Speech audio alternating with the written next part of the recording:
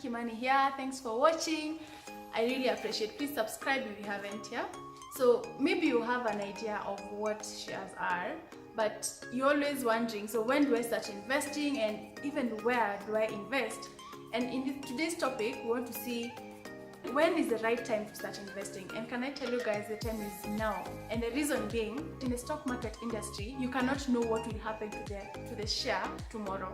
For example, you hold some money for some period of time and you wanted to invest it in some shares in a certain company. So let's assume, yeah, this week the share price was maybe 30 shillings, yeah? So you've been waiting for the share price to go down so that you can buy the share at a lower cost, because of course the rule is buy when it's low and sell when it's high. So after waiting all that, maybe in 2 weeks or a month or some time to come, the share price, instead of going down, it goes up. So you can imagine you're waiting for the share price to go down, but instead the share price has gone high. No wonder you're always told, just invest now. However, you always know how to consider the various factors for you to either wait or not wait, yeah? So the reason why everyone says the time is to invest is now is because we all use speculation, yeah? There's a guy called Alois, and he's known in the stock market industry, and he said, actually, in this industry, almost everyone has made mistakes, yeah? Where you're waiting, you're speculating, you're waiting for the share to go low so that you can go to buy, you're waiting for the share to go high so that you can sell. You made mistake because you don't have the information on your hands, and you realize everyone uses the data that is out there, maybe about the company performance, the financial reports. You have the same data, you have the same information about the performance of the company, and all of you guys use the same information to decide do I then buy or do I sell in this company. So we all have equal opportunities and equal information out there for you to be able to evaluate and invest, yeah? If you're not doing speculation, you may be doing something illegal called insider trading. Insider trading is where you have information that is not in the public domain that you use for your benefit in the stock market.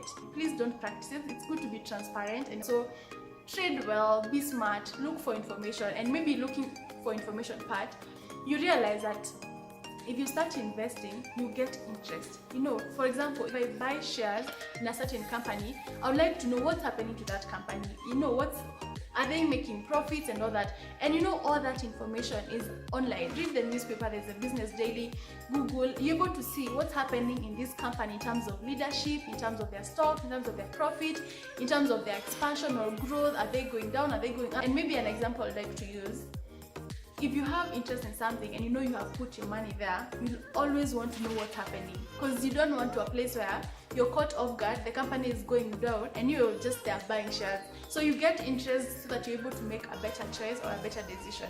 So we've known that when you're buying shares, the time is now.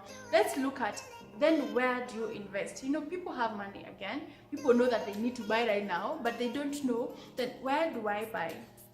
And I want to maybe start off by saying, Warren Buffett ever quoted and said that buy in a certain company when you know that company will be there in 20 years. In 20 years time, where you're buying, that company will be relevant. 20 years.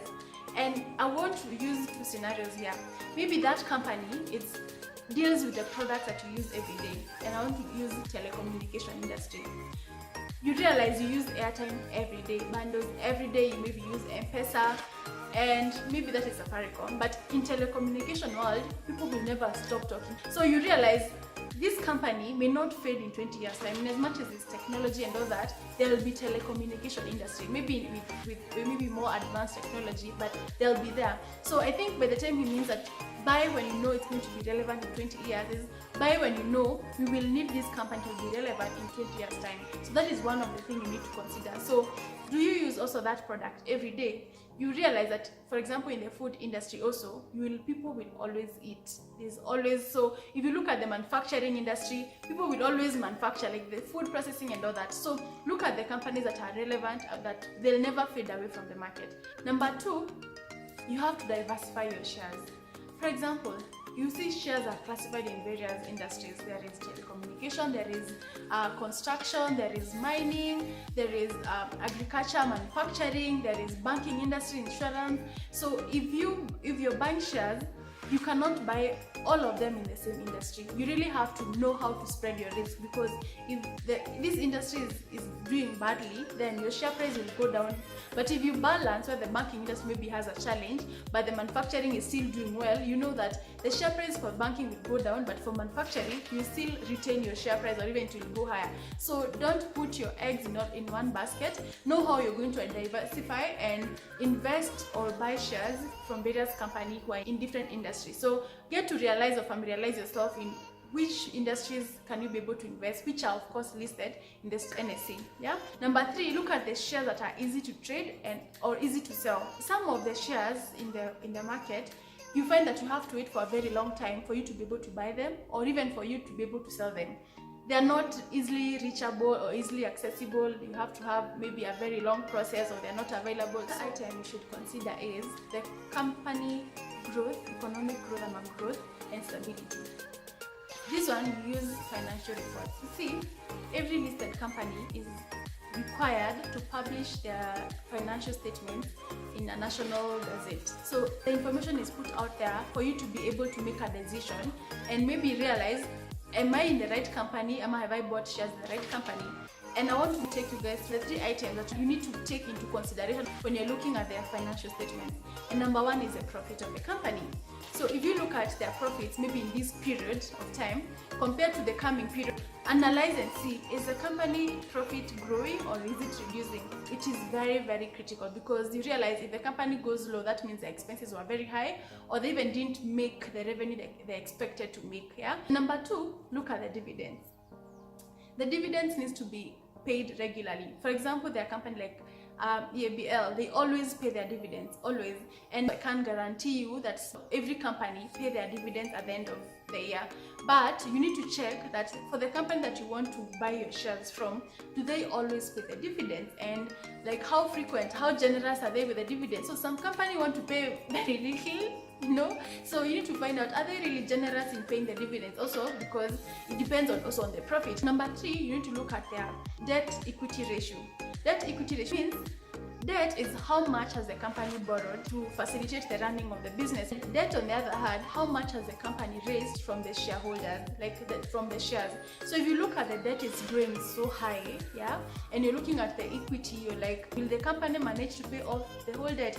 So sometimes you need to be very cautious, because if the company has a lot of debt, the share price will take so much time to grow. So be very cautious when you're looking at those statements. Look at those 3 things: the profit, the dividends, and also the debt equity ratio. The last one is leadership. Good leadership determines whether your share price will go either up or down. Leadership is critical. Look at Miaz, look at KQ, look at Uchumi. Maybe I want to also pose this question to you. Do you think leadership played a role in the fall of the stock price from those companies? And when a company has new board, like where you invested your shares has a new board of directors, please consider their qualification, where they were, like their history or their background. What was the performance of that company? Yeah. So be keen to observe the leaders who are in the company. Hope you guys have seen, or I've taken you guys through where you can be able to invest your shares and the various factors to consider. And I hope that you're able to make a better decision. Let me know what other things that you feel like we should consider also in the comment section.